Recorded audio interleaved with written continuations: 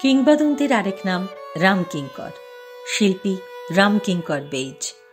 রবীন্দ্রনাথের শান্তিনিকেতন, আর তার সঙ্গে স্মরণীয় হয়ে আছে অনেকগুলো নাম। রামকিঙ্কর বেইজ তাদের একজন। 1906 সালের 25শে মে বাঁকুড়ার যুগিপাড়া গ্রামে রামকিঙ্করের জন্ম। বাবা চণ্ডীচরণ ছিলেন ক্ষৌরকার। প্রতিভা সঙ্গে নিয়েই তার জন্ম হয়েছিল, কিন্তু অখ্যাত গ্রামে দারিদ্র্যের অন্ধকারে প্রতিভাটি হারিয়ে যেতে পারত। সাংবাদিক সম্পাদক রামানন্দ চট্টোপাধ্যায়ের হাত ধরে রামকিঙ্কর যখন শান্তিনিকেতনে এসে ভর্তি হলেন, তখন তার বয়স 19। 55 বছর পরে 1980 সালের 2রা আগস্ট রামকিঙ্কর চিরদিনের মতো শান্তিনিকেতন ছাড়লেন আশ্রমিকদের কাঁধে চেপে। বাঁধন হারা শিল্পী আপন খেয়ালে মূর্তি গড়তেন। প্রশ্রয় পেয়েছিলেন স্বয়ং রবীন্দ্রনাথের।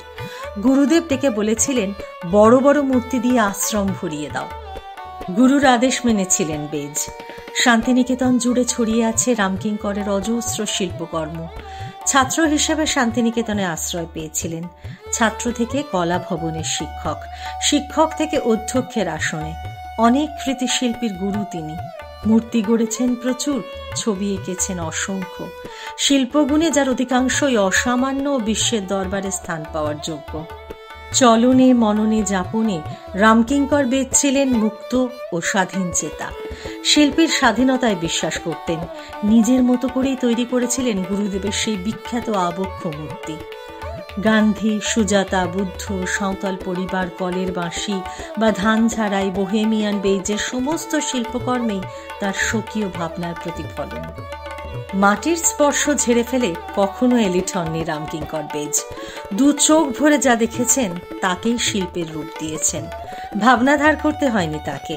জীবন থেকে দারিদ্র্য দূর হয়নি, তা নিয়ে আক্ষেপও ছিল না। স্বীকৃতি ও সমাজের পরোয়াই করতেন না।